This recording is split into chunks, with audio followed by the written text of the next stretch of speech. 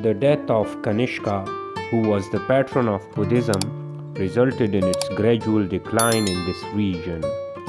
His successors did not show that much enthusiasm and patronage to this religion and art.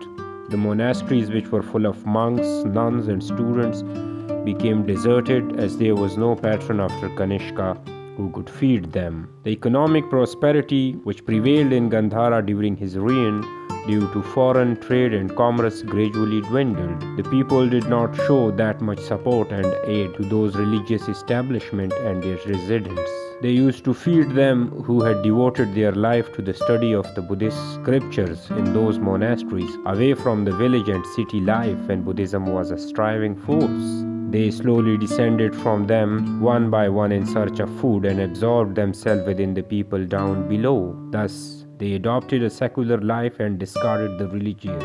The Sangha, which was the backbone of the Buddhist religion, collapsed. A few remained behind in the monasteries to continue their studies and meditations. Thus, with Kanishka ends the golden chapter of ancient history of Pakistan, Peshawar Valley.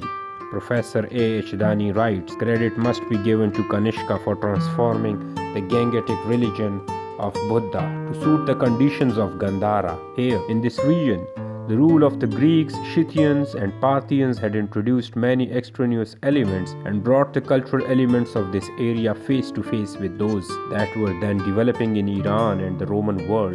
As Zoroastrianism was taking new shape in Sassanid Iran, so the Roman world was adopting Christianity as its national religion. Similarly, Buddhism was undergoing a change to become the national religion of the Kushana Empire.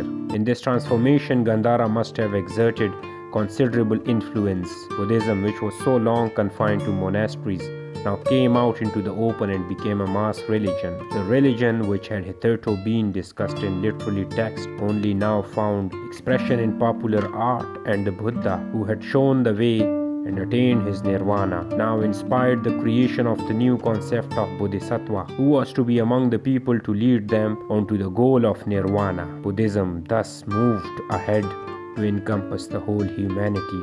The religion of Buddha, which was so long mainly confined to the subcontinent, now found an opportunity to influence life in Central Asia and come face to face with Zoroastrianism and Christianity.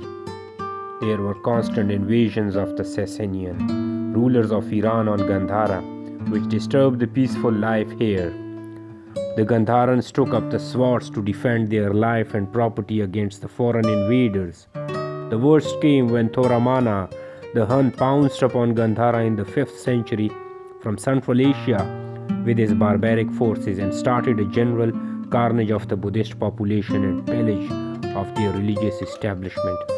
Hundreds of ruined stupas and monasteries, which stand in the form of ruined archaeological mounds in this region, bear witness to this great tragedy.